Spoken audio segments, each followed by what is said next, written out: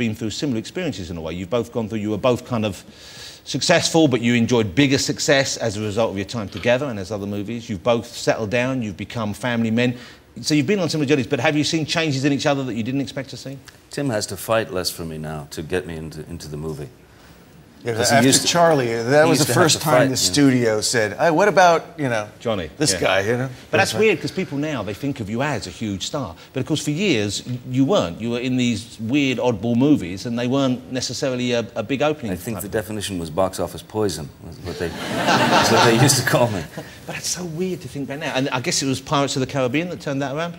I think that had something to do with it, yeah. Okay. How did they deal with your performance? Because, once again, this is something after the event, you say, sure, that's going to work. But at the time, I bet when you first walked out, oh, where, what you doing, all that? What's you doing? That's not a bad impersonation, I think. But they must have questioned that, I'm sure. They were most definitely upset, yeah. And you had sit-down chats with them about this? Oh, yeah. I mean, sitting in a great big, like a giant conference room, speaking with grown men about, how many gold teeth and how many, dangly bits from your hair.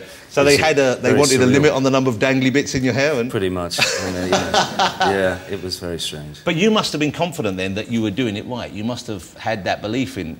Oh, I did. I mean, I didn't do anything differently. I mean, I made choices for a character that I believed in, and I knew who that guy was, and so I basically just said to them, look at, this is the guy, and if you don't like him, you're welcome to fire me. Yeah. You can pay me. But, so it's kind of a win-win situation for you, really, at that stage.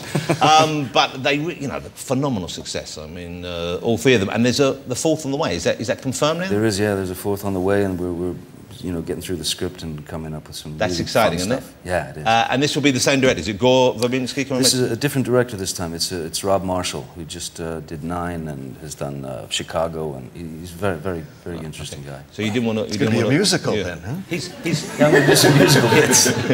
Well, you've done the musical, of course, Sweeney Todd. And who would have thought we'd seen you sing? Because when you were in a band years ago, you just played, was it guitar or bass? You played guitar, yeah. So you weren't a singer on stage? Never. But you did a good Sweeney Todd. Did you see Johnny and Sweeney Todd, ladies and gentlemen? He carried a tune. He was channeling Bowie for part of that movie, I think. Did you like doing the singing as part of the film experience? No. No, I didn't. It made me incredibly uncomfortable. Because, to step up in front of a microphone, for the first time in your life at the age of 40 or whatever, it was like pretty obtuse. And now in the new film, of course, Tim's encouraged you to dance on screen as well. Yes. Yeah, and it's quite some dance. Is that, presumably some of that is computer generated, the dance? No, the futter whacking. Yeah. No, that's the name of the dance, by the way, ladies and gentlemen, just to know. But you've got to be, when it first occurred, I thought, what's that going to be? When you say he's going to futter whack at the end, I thought, this is going to be good. Can I watch this with the kids? What's going to happen? And but it's quite something.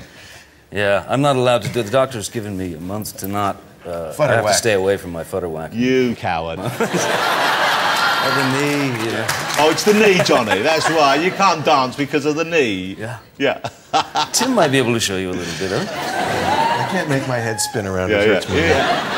Keith Richards, of course, appeared in the last of the Caribbean movies with you. And you're a huge admirer of his. I know you're making a film about him, aren't you? We're doing, it's a thing that we've talked about for a number of years now, that we finally had a moment, the two of us, to get together and do like a first installment, if you will. And so basically all it is exactly what Keith and I have been doing over the years, is sitting around in hotel rooms talking, gabbing, having a drink, and we've documented it. So it's something we're doing together, and we did five days, and it went extremely well. He was just incredible. At the time still, though, even though, I mean, obviously you're comfortable where you are and who you are, but there are times when you're sitting, I'm sitting opposite Keith Richards. Do you still have that feeling? Oh, it happens all the time, yeah. Yeah, when he starts, bringing up things about, the early days of the Stones, and, being whisked out of hotels through laundry shoots and things like that. You just there must be some chunks of that period that he can't remember with absolute clarity, though, I imagine. I gotta say, he's got a pretty good memory for what he did. He's got a pretty great memory. I'm sure, like many people, when I saw the first Pirates of the Caribbean and realised that you were partly kind of like doing a Keith, the idea that you might be on screen together was an exciting one. Then when it finally came to be, what a great moment. Here you go. Remind yourself that this is Pirates of the Caribbean, the two of them together.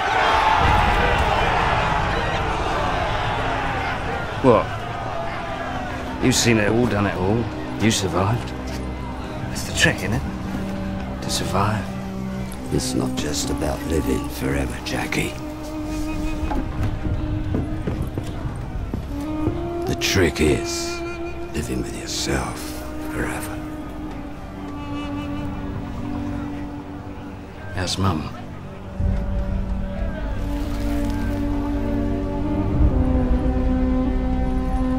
She looks great. Let me ask you about presumably you like the Pirates movie as well. Do you, as a director, when you see other people's work there, do you sit there thinking, that's great, but I would have done this, I would have done that? No, because I know what's involved in making a film. So, no, I don't. I just worry about what I'm doing. And, you know, it was great that, because his success on that made it easier for me to work with him again. You know, I didn't have to, you know. Yeah.